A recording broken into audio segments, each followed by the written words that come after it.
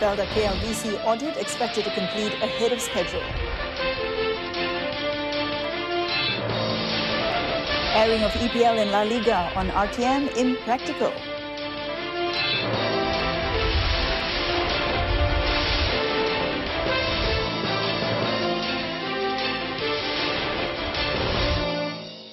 Hello and good afternoon. I'm MOHANAPRIYAA. Welcome to News on 2. The forensic audit on the Kuala Lumpur Vertical City KLVC project being developed by Synergy Promenade Sdn Bhd is expected to be completed earlier than the anticipated 30 days. The project is located on FELDA-owned land in Jalan Semara or Jalan Sultan Yahya Putra. FELDA Chairman Tan Sri Shahrir Abdul Samad said that all the necessary documents had been handed over to the external audit firm appointed by the Prime Minister's Department. He was commenting on the first-day development at the audit firm, which had been given the responsibility to undertake the forensic audit of all activities, actions and decisions related to the implementation of the project, particularly on the main issue of the transfer of the ownership of the FELDA land title to the project developer. Last Thursday, Prime Minister announced that an external audit firm had been appointed to undertake the forensic audit. This following an allegation that FELDA was at risk of losing ownership of its land valued at 200 million ringgit through an alleged controversial transaction in 2015 pertaining to the implementation of the KLVC project. A full report on the investigation by the audit firm, which encompasses the Federal Territory of Kuala Lumpur Land and Mine Department and Kuala Lumpur City Hall, will be presented to the Prime Minister's Department. The absence of foreign football match broadcast by Radio Television Malaysia RTM does not indicate that the government is not meeting the needs and tastes of youths. According to Communication and Multimedia Minister Datuk Sri Dr. Saleh Said Kruak, RTM as a government-owned station has different responsibilities on the programs aired and those involving very high cost. Kerana RTM ini adalah satu televisyen yang dimiliki oleh kerajaan, berarti ia dimiliki oleh rakyat, ya. Dan sudah tentulah kita pastikan apapun wang yang kita gunakan itu mestilah memberi manfaat kepada rakyat keseluruhannya. Dan EPL sekarang pun memang ditayangkan di Astro dan kosnya bukannya murah, ya. Datuk Sri Dr. Saleh, who was met by reporters at the launching of the Malaysia Cyber Games MCG 18 in Putrajaya, was commenting on the opposition coalition's promise to give foreign football broadcasting rights to RTM if it wins the coming 14th general election. Asked if the promise could entice young voters to support the opposition coalition, he said such offers may not be enough to attract youths for their votes. As a mature generation, he said the determining group of the country's future saw a wide perspective of political promises such as stability, employment opportunities and economic plans. Minister in the Prime Minister's Department, Datuk Sri Azalina Othman, has proposed that the Public Trust Corporation Act 1995 be reviewed and improved to further strengthen the inheritance planning industry in the country. She said this was necessary to ensure the law remained relevant and in line with current development, being that it had never been amended since its formulation in 1995. As such, Datuk Sri Azalina Othman urged MOHANAPRIYAA Berhad to set up a special committee to discuss proposals for the review. She added that there was increasing awareness on inheritance planning, as indicated with the increase in the registration of wills every year. Kemudian juga keduanya saya telah mengarahkan beliau untuk mewujudkan satu jawatankuasa khas untuk membawa semua stakeholder untuk membincangkan apa yang mereka membawa dalam pembentangan tadi lah, untuk memberi lebih banyak kekuatan kepada amanah raya lah. Datuk Sri Azalina also hopes that the research team formed by the Prime Minister previously in 2012 will look into the formation of the One Malaysia One-Stop Centre for the registration of assets and liabilities of the deceased. A report will be tabled during a cabinet meeting in March. Police today dismissed the kidnapping and brutal murder case of a child in Johor for organ harvesting, as suggested in the pictures that were being circulated via Facebook and WhatsApp mobile application. Johor Police Chief Datuk Muhammad Khalil Kadir Muhammad said the spreading of pictures on social media was seen as an attempt to instill fear among parents.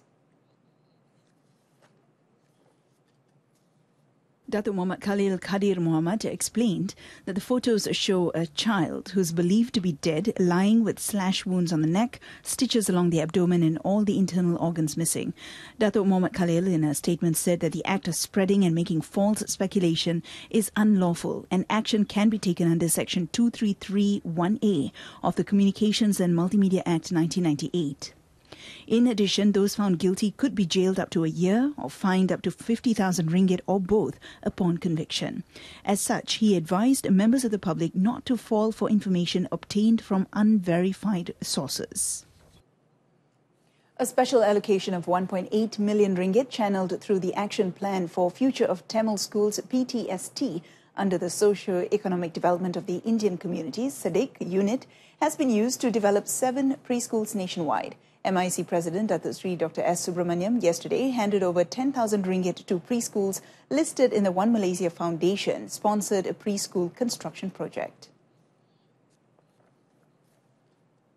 The schools are SJKT Seaport, SJKT Klebang, Perak, SJKT Ladang Bukit Bertam and SJKT Ladang Henriette, Kedah, SJKT Ladang Senawang, Negeri Sembilan, SJKT Patsy Gudang, Johor and SJKT Subramania Bharati, Penang. Kita dah memberi pada tahun 2017, kita telah bina melalui peruntukan 10 juta yang diberi di dalam bajet 20 untuk tahun 2017 diumumkan bila 2016 kita telah membina 50 isn't it? 50 classrooms. 50 buah bilik darjah prasekolah di seluruh negara dengan kos RM250,000 yang telah diagihkan kepada tiap-tiap RM200,000 yang telah diberi kepada tiap-tiap sekolah. Datuk Sri Dr. Subramaniam said the government, through SEDIC, also provided an additional allocation of 50,000 ringgit to SJKT Persiaran Raja Muda Musa, Port Klang, for the construction of an additional building at the school. Meanwhile, he said that the preschool at SJKT Seaport has started, while 3 others will begin soon. The 3 schools are SJKT Pasir Gudang, SJKT Subramania Bharati, Pulau Pinang, and SJKT Ladang Senawang, Negeri Sembilan. The third Monsoon Season Aid payment of 200 ringgit was distributed to 440 rubber smallholders and tappers nationwide beginning January 1st. The objective of the aid, worth 261,000 ringgit, was to ensure the welfare of smallholders and rubber tappers during the monsoon season. Plantation Industries and Commodities Minister Datuk Sri Masiu Kiong in a statement said that applications for the aid, which started on September 1st, 2017, will end on January 31st, 2018. The first BMT payment was distributed on November 1st, 2017 and had benefited 275,605 rubber smallholders and tappers. Meanwhile, the second payment was distributed between December 1st, 2017 and December 29th and had benefited 283,258 rubber smallholders and tappers. Now, the flood situation in Pahang has improved, with only 397 residents remaining at 10 evacuation centres this morning, compared to 418 as of 8 a.m. According to the Social Welfare Department JKM Flood Information Portal, 6 of the centres were at Sekolah Kebangsaan Temai with 124 people, Kampung Mencupu Community Hall with 65 people, Kampung Pulau Manis Community Hall with 48 people, Kampung Tanjung Pulai Community Hall with 34, SK Aceh with 28 people, and Kampung Tebat Community Hall with 2 people. In Maran, 41 people are staying at Kampung Baru Pertanian Community Hall, 12 at SK Pesagi, while in Berak, 24 people are sheltered at SK Charuk Puting and 19 people are at Masjid Kampung Mengkara. Meanwhile, 12 schools in 2 districts that were inundated and affected 1,922 students and teachers remained closed today. Barisan Nasional will continue efforts to gazette all Orang Asli land in Selangor should the mandate to lead the state again be given to the party in the upcoming 14th general election. Selangor BN Chairman Tan Sri Noor Umar said the ungazetted land is at high risk of being easily taken by irresponsible parties. Tan Sri Noor also assured that all issues relating to the Orang Asli community would be resolved if matters pertaining to the land, which is currently under the authority of the Selangor government, is given back to the BN. Jadi menunjukkan keperhatian kerajaan federal nak tolong supaya orang asli mendapat hak mereka, tanah mereka. Kita bagi peruntukan, tapi malangnya kerajaan negeri tidak endahkan keperhatian ataupun nasib orang asli walaupun mereka tak ada keluar duit. BN has an allocation set aside for the purpose of gazetting Orang Asli land in Selangor. However, the Selangor government has yet to approve the gazette. Moreover, without the gazette, government agencies such as RISDA will encounter difficulties in channeling agriculture and farming aid to the Orang Asli. Selangor has 74 Orang Asli villages in Kuala Langat, Hulu Selangor, Sepang, Gombak, Petaling and Hulu Langat. Coming up, Encore Malacca Theatre to attract 5 million tourists from China by 2020. Stay with us.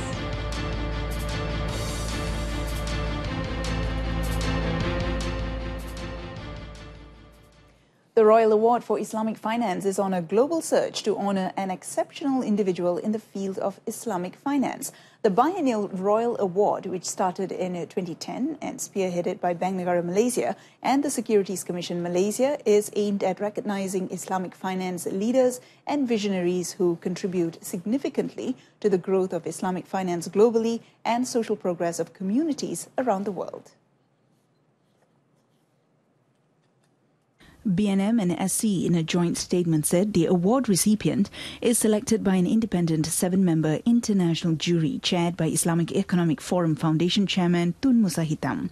The selection criteria for the award encompass both qualitative and quantitative aspects of an individual's exceptional contribution towards Islamic finance globally. The closing date for nominations is March 31st, 2018, and interested persons or parties can submit their nominations online via the website www.theroyalaward.com or email their submissions to rivesecretariat@secom.com.my. Government efforts to provide an environment which would boost the growth of the creative content and technology sector have generated encouraging growth in the animation, visual effects, new media and digital games sectors. According to Communications and Multimedia Minister Datuk Seri Dr. Mohammad Saleh Said Keruak, the latest market research showed that there was a 16.3% annual rate of growth in the digital games sector in Malaysia, which generated $587 million last year, with more than 14 million gamers, of whom 7.8 million were paying customers. Menyadari potensi dan peluang yang besar ini, kerajaan di bawah Kementerian Komunikasi dan Multimedia serta agensi MDEC telah melaksanakan berbagai usaha bagi membangunkan sektor dan industri ini, khususnya dalam mewujudkan ekosistem yang kondusif bagi meneruskan pembangunan cyber games atau e-sport ini. Speaking at the pre-launch of the Malaysia Cyber Games in Putrajaya, Datuk Seri Dr. Mohammad Saleh said this was in line with the government's efforts to make Malaysia the regional hub for the digital games industry, as outlined in the MSC Malaysia Implementation Council meeting in 2014. It also placed Malaysia on the global stage through international events like Level Up KL, which had been recognized as a major industry event in Southeast Asia, while Creative is a major platform for the animation and visual effects industry. The Encore Malacca Theatre development project is capable of attracting more than 5 million tourists from China by 2020. Located at Impression City, Malacca, and developed by tourism and cultural property developer Yong Tai Berhad, the theatre is the first franchise theatre built outside of China. Tourism and Culture Minister Datuk Seri Muhammad Nazri Abdul Aziz said the theatre, which is about the Malacca civilization, is expected to open in June. And for me, this is something which I'm doing, is a new tourism product for me, which I'm going to introduce during my participation in the World Tourism Fair, to inform, because whenever you have visit Malaysia here, you need to inform them of what are the new products that you have. Datuk Sri Muhammad Nazri said this at the 100 million ringgit ticket sales signing ceremony in Kuala Lumpur. Yong Thai Berhad signed an agreement with 6 travel agencies to sell 1 million tickets for the theatre show. Encore Malacca Theatre, which has sophisticated technology that includes a 360-degree rotating auditorium capability, can accommodate 2,000 viewers at one time. Sime Darby Property Berhad will focus on the development of affordable housing this year. According to CEO Datuk Wan Hashimi Al-Bakri Wan Ahmad Amin Jafri, this is one of the company's commitments to meet the demand of customers with low and moderate income. As of now, the 2 affordable housing projects in Bandar Bukit Raja and Putra Heights is being built under the Rumah Selangorku scheme.